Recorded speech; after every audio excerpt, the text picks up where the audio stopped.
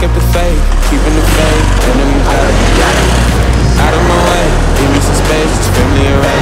Mon appli de sport me donne des trucs de motivation et doit penser que j'en ai besoin. Et aujourd'hui c'était l'histoire de l'enfant et du chamallow. C'est une expérience qui avait été faite sur plusieurs enfants. On leur donnait un chamallow et s'ils attendaient avant de le manger, on leur en donnait un second. Et s'ils attendaient pas, ils en avaient qu'un. Et il s'avère que les enfants qui étaient capables d'attendre ont plus de succès dans la vie parce qu'ils choisissent pas l'option de la gratification instantanée et ils sont capables d'attendre pour obtenir plus dans la vie. En fait à la base je voulais me filmer ici mais je crois que le son va être dégueu, il y a trop de vent. On va aller faire ça ailleurs malheureusement. Désolé.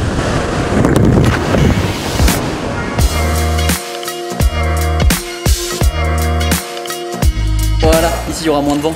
Bref, mais du coup avant le Covid j'en voulais.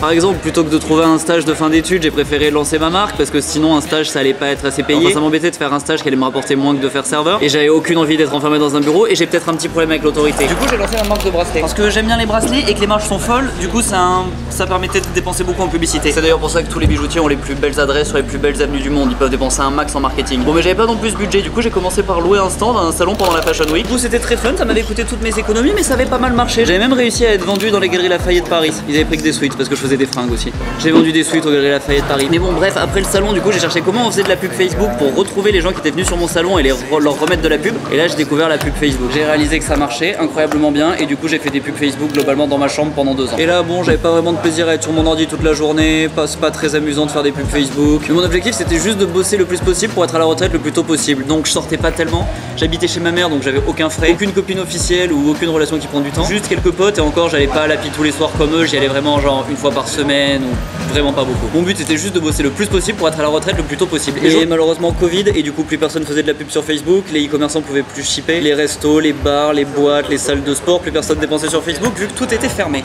Donc j'avais pas mangé le chamallow pendant 2 ans mais finalement il y avait plus de chamallow vu que je gagnais plus ma vie. Et en plus toutes les récompenses que j'avais prévues devaient arriver maintenant après 2 ans à faire que travailler. Genre louer à Los Angeles pour l'été, faire le tour de l'Asie, venir à Bali, m'expatrier à Dubaï, tout ça je devais le faire bien avant. Mais malheureusement Covid, tout est bloqué, on est traités comme des enfants et on peut pas sortir du pays. Non, on va pas se mentir, j'ai un peu regretté de pas avoir bouffé le chamallow plus tôt quand même. Bon après je passe quand même un super confinement avec ma famille, c'était très bien, je fais que manger, je fais plus de sport. Ah ouais parce qu'avant le Covid j'étais en super forme physique aussi. Mais là du coup je vais plus à la salle, je fais pas de sport chez moi parce que j'ai la flemme et de toute façon je peux pas sortir donc bon. À quoi bon avoir des abdos. En plus c'est pas hyper joué parce que je fais que perdre de l'oseille parce qu'il me restait quelques assistants, tout ça, des trucs à payer. Vraiment j'aurais dû bouffer le chamallow plus tôt. Bref, alors là du coup dès que ça réouvre, pas d'erreur, je me casse direct à Dubaï, c'était le seul pays ouvert. J'étais déjà allé plusieurs fois, je savais que ça me plaisait. Donc hop, je déménage là-bas pendant 2 ans. Et donc là on y va, Dubaï, appart de fou. J'ai pas gardé longtemps celui-là parce qu'à la fin du Covid le loyer a réaugmenté. Mais il défonçait sa race. Et puis on pouvait pas ouvrir les fenêtres aussi, très chiant. Enfin bon bref, donc j'arrive à Dubaï, appart de fou. Que des sorties et aucune entrée d'oseille. J'ai bien bouffé le chamallow. Et là du coup j'avais plus envie d'investir dans quoi que ce soit, plus aucune envie d'un range et plus aucune envie de faire du sport. Vraiment zéro motivation. Ce qui est bizarre parce qu'à Dubaï les gens sont plutôt bien foutus donc vraiment ça fait chier de pas avoir d'abdos quand on vit là-bas. Mais bon du coup après 2 ans de gratification instantanée à coup de Netflix, YouTube, shopping, fast food, piscine, vraiment du chill. Ce qui était génial parce que normalement j'aurais dû faire ça à 5 ans une fois à la retraite mais en fait j'ai pu le faire maintenant. Par contre le problème c'est que ça m'a transformé en énorme feignasse. Et du coup maintenant 3 ans plus tard me revoilà en moins bonne forme physique et plus pauvre qu'à 24 ans. Et maintenant j'ai un peu le seum parce que ça aurait été assez facile d'entretenir des abdos alors que maintenant faut refaire tout le travail. Ça me semble vachement fatigant quand même. Et à un moment il va aussi falloir que je me retrouve un emploi quand même parce que ça peut pas pouvoir durer toute la vie ça. Je vais vraiment finir par être à la rue à un moment. Ou alors il faudra encore réduire le lifestyle mais ça... Et donc globalement je regrette un peu quand même d'avoir vraiment rien foutu les 3 dernières années. Parce qu'on est content et on est fier de soi quand on voit que le compte augmente, ça veut dire qu'on travaille bien. Quand on est bien foutu aussi on est refait, c'est à dire qu'on a bien fait des efforts pendant longtemps et tout, qu'on a un gars bien. On est content de nous dans le passé. Alors que là je suis plus tellement content de moi dans le passé. J'ai fait globalement que de la merde ces 3 dernières années. Et je regrette un peu donc il faut que je m'y remette. Donc maintenant je me remets à bosser, il faut que je réarrive à sortir une vidéo par jour, au moins 3 par semaine. Lundi, mercredi, vendredi, ça c'est le minimum et si j'arrive à plus c'est cool. Bref, il faudrait que j'arrive un petit peu à 30 000 abonnés là dans les 6 prochains mois pour qu'on commence à me parler un peu les marques là, qu'on m'envoie un peu de l'oseille. Que DJI me file enfin un drone et que Golden Goose m'envoie des fringues. Il faut aussi que je me remette au sport pour être un peu en forme avant l'été et il faut que j'apprenne à faire du surf. Parce qu'aussi pendant ces dernières années j'ai rien appris, aucune nouvelle compétence. Alors que quand je bossais j'ai appris plein de trucs, parler à un client, trouver un client, faire des pubs Facebook, les faire efficacement, plein de trucs. Alors que là ces dernières années, aucune compétence. J'ai vu tous les films de la Terre mais je crois pas que ça compte vraiment. Et du coup comme j'ai passé une grosse partie de l'hiver à Bali, je vais apprendre à surfer. C'est bien, c'est un truc que j'ai envie de faire depuis toujours, je trouve ça cool. À chaque fois que j'en ai un peu fait ça m'a donné envie de continuer, donc cours de surf. Mais ça demande de l'entraînement, il faut que je m'y tienne, que j'aille tous les jours, que je me raque un prof, qui va encore faire un peu de mal à mon compte en banque, mais c'est pas très cher un cours de prof particulier, ici c'est genre entre 20 et 25 euros. Ça va, je peux le faire ici, je pourrais pas le faire en France donc faut que j'y aille. Bref, mais du coup même si j'ai eu beaucoup de plaisir à rien faire pendant 3 ans, au final on se sent moins bien, c'est pas un super plan ça. Bon, enfin, au final, je suis moins fier de moi et je me sens moins bien que quand toutes les courbes étaient en train de monter. Donc, il y a quelques mois, j'ai décidé de faire monter la courbe de ma chaîne YouTube. Ce qui a pas mal marché parce que je suis passé de 0 à 4000 en 6 mois.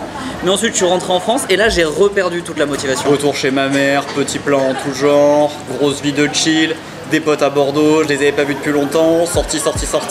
J'ai même remangé de la viande, n'importe quoi. Et si je repars sur cette lancée, surtout à Bali, je me réveille dans 3 ans. Et là par contre, faut que j'aille trouver un job à la Défense FISA. Donc il faut que je m'en mette à sortir une vidéo par jour. Parce que j'étais assez content d'être passé de 0 à 4000 assez rapidement. Enfin, ça a pris du temps, c'était beaucoup de taf, mais c'était quand même plutôt rapide en durée de temps. Et puis je pense que c'est le début le plus dur. Après, normalement, la courbe est exponentielle. Enfin, je crois, Inch'Allah. Parce que faire des pubs Facebook, bon, ça peut se faire en slip depuis son lit, mais c'est quand même un grand tableau, c'est que des chiffres, c'est moins sexy que de faire des vidéos. Bref, donc là je me reprends, il faut que je réattende un petit peu avant de recommencer à manger le chamallow. Enfin, avant, j'irais peut-être un peu bosser en Australie, mais ça c'est un peu marrant, c'est plus une expérience qu'autre chose, pas vraiment un vrai emploi, ça compte pas tellement. Surtout que je ferais sûrement un petit job, genre Uber Eats, pas vraiment un truc sérieux dans un bureau. En même temps, je préfère être Uber Eats à travailler dans un bureau. Je sais pas pourquoi je fais des études en fait. Un MBA en supply chain, sans déconner, ça intéresse qui la supply chain? J'ai fait ça parce que ça a embauché. Belle erreur, finalement je veux pas de travail. Bref, du coup je vais repartir comme les enfants qui ont été capables d'attendre un peu pour le plaisir et ralentir un peu les soirées et passer plus de temps à faire du montage, me sentir mieux, être moins dans le confort. Et en plus c'est avantageux parce que ça fait du plaisir à chaque fois que je passe un step. Quand j'ai passé 1000 abonnés j'étais content, Akram qui me suit je suis refait, j'ai rencontré des abonnés ce qui est super sympa. Donc je repars comme les enfants qui attendent pour le chamallow.